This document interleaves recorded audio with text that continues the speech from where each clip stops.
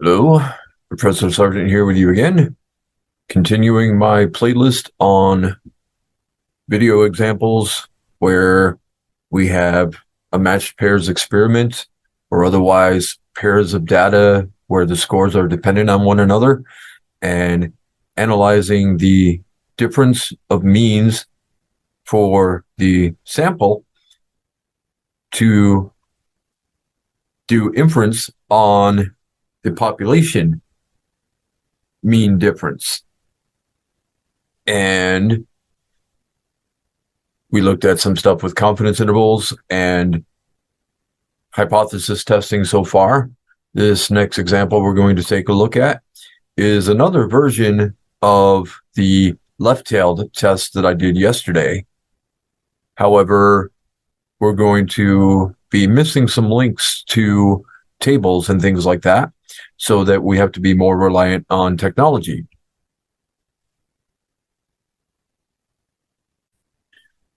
So here's the new version of the question.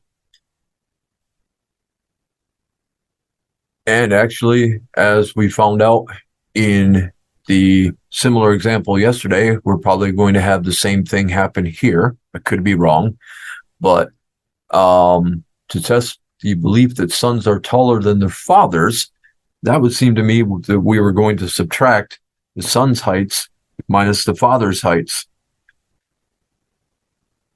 Wound up yesterday, we were forced to go the other direction, subtract father's height minus son's height. And so we were actually rephrasing the question.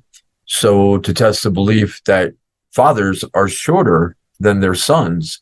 And the null hypothesis is always that there is no difference or zero difference. In this case, if we wind up having to subtract in the same order as in the example I filmed yesterday, then the alternate would be that the mean difference in the population would be less than zero. Well, let's find out. Okay, so what conditions must be met? We do not have a large sample size. We are told that we have approximately distributed, no outliers.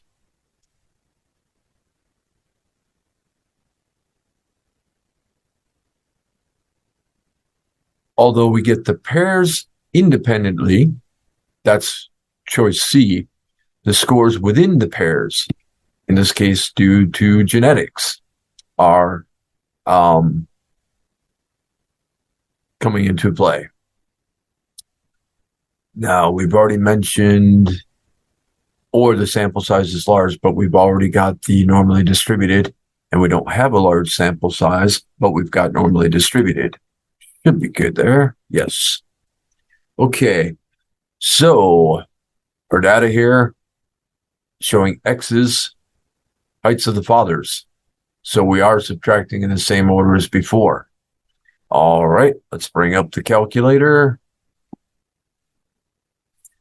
We probably can also open this up in either StatCrunch or Excel. Clear these out. I think we have 13 pairs, just like in yesterday's. We found out in one of the examples I filmed yesterday how important it is to make sure you are reading and typing this stuff in correctly.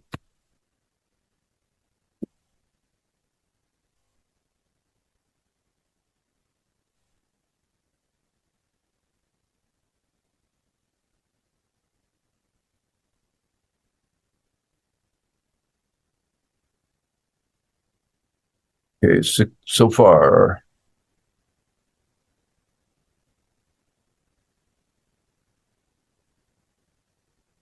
Looks good so far.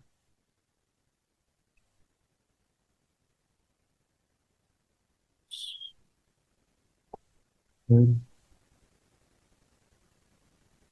68 and 68.9.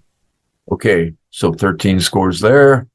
And we've got to make sure we have them in the same order.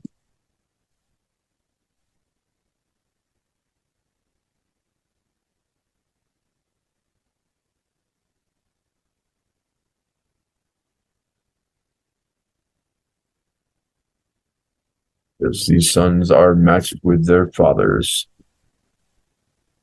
So can't just put in the 13 different scores for each column in any order we wish. They've got to remain matched up.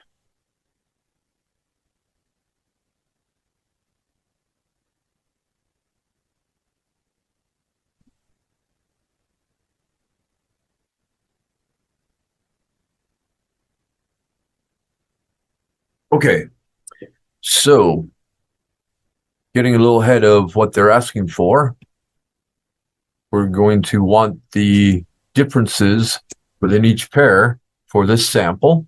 So I went to the top of list 3, and because the order that we see mentioned in the next part, we're having to do list 1 minus list 2, because asking are sons taller than their fathers is the same as asking are fathers shorter than their sons.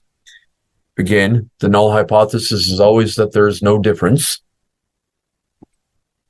And since they are telling us to do x minus y, where the father's heights were x's and the son's heights were y, then that's where we're asking, are the fathers shorter than their sons? Okay, so now that we have list 3, we don't need to do any more than that. We can get the mean, i.e. D bar, by going back to stat and calc and one variable statistics. I have this information about the differences in list 3. And you get both. The X bar is approximately negative 0.03 something. I'm not going to round that. And use S sub D, the 2.82946 something, not sigma. This is coming from a sample. Calculator doesn't know if this came from a sample or a very small population, but it's a sample. So you want to use S. Now, I'm not going to copy all that down because I'm going to use a shortcut. We saw yesterday that our formula for T would be the D bar minus the claimed mean in the null hypothesis over the standard deviation of the differences divided by the square root of n. Now here, n, the sample size is talking about how many pairs were in the sample, because we took the 2 scores in each pair, turned it into 1 score with the differences. So let's see here. My shortcut then is if I go to second and stat and over to math, then I can get from here the mean of list 3.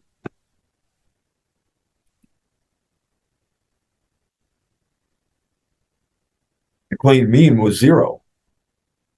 When we do these matched pairs tests and do hypothesis testing on them, the claim is in the null hypothesis is that there is no difference, that there is 0 difference. So I subtract that. That just leaves me with D bar in the numerator. And then I'm going to need parentheses around the mini fraction that I'm dividing by. So let's see, second and stat again. It will pick S. First time I ever tried this, I was worried about whether it was going to pick S or sigma. It is picking S. Close that. Divide by the square root of the number of pairs. There were 13 pairs. They want this rounded to 2 decimal places. If that was positive, that would round up to 0.05. because of the 9 right after the 4. So we have negative 0.05.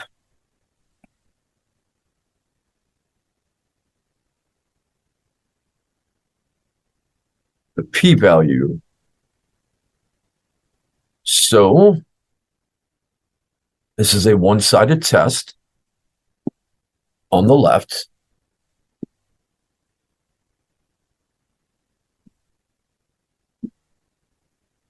I haven't read where it tells us what our level of significance is. What is alpha?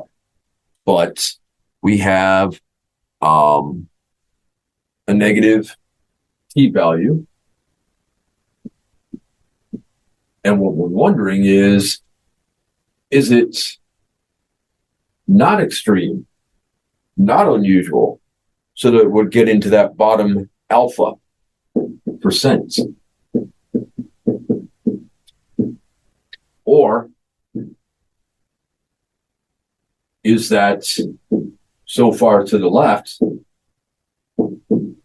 that it would be in the critical region? If it is in the critical region, then we would wind up rejecting H naught and saying that we have significant evidence for the alternative hypothesis. So let's see which it is. One-sided test, when you use TCDF, because notice we don't have a link to the table about critical T values. So we use TCDF without any doubling. Oops, second and above bars is distribution. We only double that when we are doing a two-sided test. Whichever case it was here, we have a finite upper bound, and it's going infinitely to the left. So negative 10 to the 99 is our approximation of negative infinity. And the t-value was the answer that we just came up with in the home screen. The sample size, 13 pairs. So subtract 1 to get 12 degrees of freedom. And to 3 decimal places, that would round to 0.481.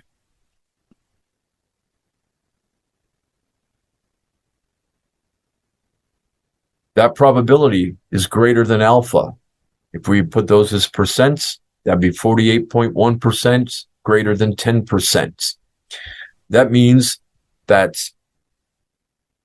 if this is true in the null hypothesis that there is no difference, we would expect out of 100 simple random samples of the same size to have about 48 or 49 of them. That's not so unusual. Sounds like the null hypothesis, we don't know if it's true, but we don't have enough evidence to reject it. We do not reject because the p-value is greater than the level of significance. There is not sufficient evidence that sons are taller than their fathers. All right. I'm going to film one more example here a little later.